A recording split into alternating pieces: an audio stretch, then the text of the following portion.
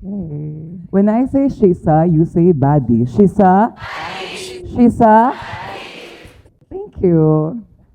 Sure. Well, I'm not here to do my jump split or perform slay akla and dapat pakak. I am here to talk about something. Can I say something? Something. Well, okay. My God, you look so pretty.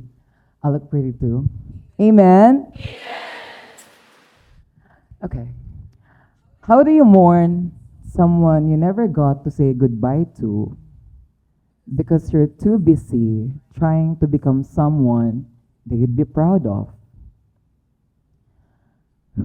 Hello, my name is Zimbading, your queen of the jungle, a drag queen, an artist, a dreamer, and your fifth placer of Drag Race Philippines Season 3. But today, I am here as someone who learned how to stand still when all I wanted was to run away. Whew. You know what? We live in a world of instant gratification. Amidst the busy streets of Manila, we dedicate our lives to a fast life, fast fashion, even fast food and fast answers. But grief is slow. It doesn't care about your deadlines or your dreams. It shows up uninvited. And it tells you to stop. The first thing I want to say to all of you guys is that the world is indifferent to our problems. The world would still revolve even if you're dealing with stress, pain, exhaustion, or grief. So stop for a moment, pause, and know that it is okay if what you've done for the day is just breathe. I want to share a story I haven't even accepted fully, much more shared, because for this lioness, the jungle wasn't always loud. Back in January of 2022, my ate was diagnosed with stage 3 cervical cancer. It was fast for her. But for me, time slowed down. Every second became heavier. Every prayer became desperate. Every day I asked God, why her? Why us? She was my compass, my spiritual anchor, my role model, the blueprint of who I am. And as she weakened, I stayed strong for her. But inside, I was crumbling. But life is not just about trials and tribulations. Life is also full of pleasant surprises that change us for good, for the better. Because in June of the very same year, I met someone who would change my life forever. Brigading from Drag Race Philippines Season 1. And this is our very first picture. Yeah. You know what? When I met Mar Briggs, before her, drag was just something I watched online.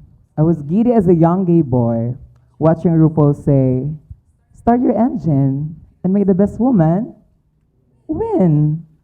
And at that time, when I met Mar Briggs, she opened the doors for me. I was backstage. I was assisting a real life queen. I was living a double life. But Zimba, what do you mean by living a double life? Well, I was doing my corporate job by day and like a ninja by night. I was Mar Briggs' secret, as in secret assistant, because my family didn't understand what drag is. I came from a Christian family. Not that they didn't want me gay, but you know, the typical Christian gay story. That's me. And yeah, they didn't understand what drag is, especially not in the middle of my ate's illness. But during that time, I needed an escape. And drag felt like freedom. You know, it is in art that we tap into the deepest crack of our humanity. When reality breaks you, art is how the soul stitches itself back together. It was amazing. I was drawn to the glitter, the glam, the applause, but behind all that shine, little do people know I was quietly breaking. September of 2022, my ate passed away. With her went a part of my soul. I guess you could say that the queen of the jungle lost her way when her big sister lioness died. I didn't have time to grieve. 1 or 2 weeks after the funeral, I was already back assisting Mama Briggs. Because it was season one, it was her peak. Because she needed me. And because I didn't know what else to do. It was so much easier for me to help her with her corsets than to face emptiness and loneliness at home. Sometimes moving on isn't healing, it's hiding. And drag became my distraction, my mask, my therapy. And maybe, just maybe, even my destiny. Because in October of the very same year, I made my drag debut. Suddenly, no more secrets. I was performing, competing, living boldly. It felt like I was finally catching up to the dreams I had to put on hold. My family was very proud of me. They may not have fully understood it yet, but they were very, very proud of me. And at that time, when Zimba was born, I was still mourning. But my ate may have been gone, but Zimba's strength was forged by her love and bravery. Ate, kung nandyan ka man, I know you are very, very proud of me. Pero sana wala ka dito.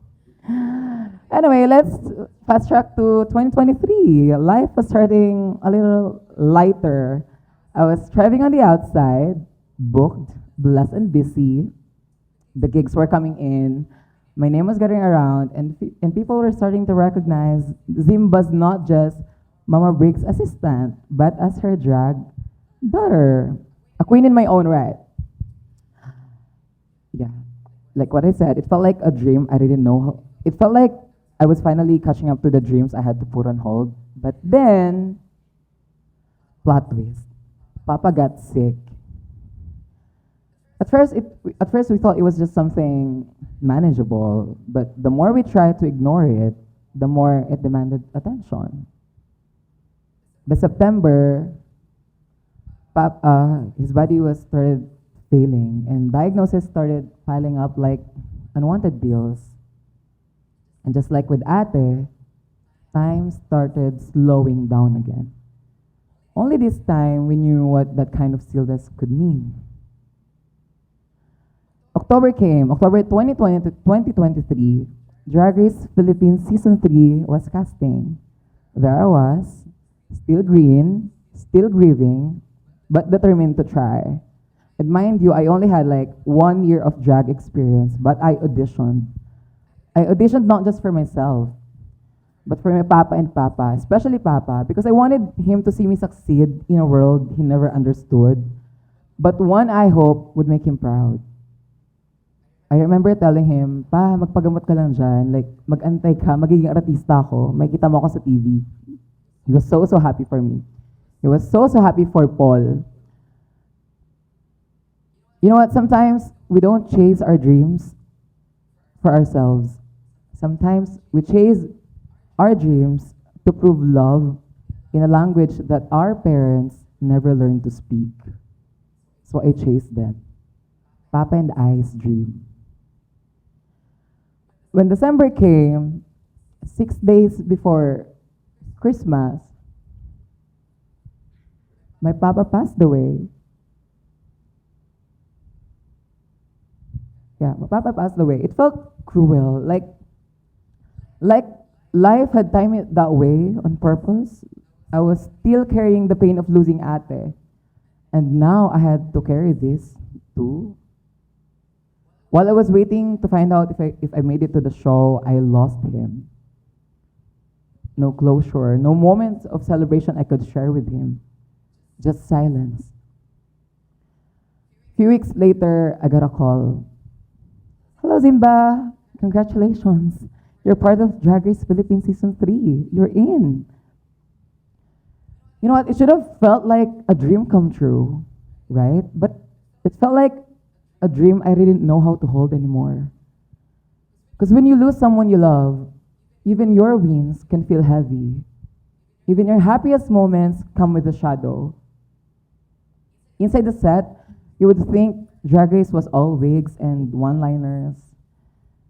But behind that camera, it's also loneliness, pain, pressure, no phone, no family, just me. Competing with the grieving heart and the broken spirit. I was competing with different queens with their own colorful stories, and it made me learn that sometimes the strongest queens are the ones who cry in the dressing room and still slay the runway. And because of how busy it all got, I didn't get to grieve properly. Not to my ate, not to my papa. But I transformed my grief into performances, into looks, into moments. And as the season aired, I was not just watching myself on screen. I was witnessing my survival. In 2 years, I lost my ate and I lost my papa. But at the same time, I found Zimbading.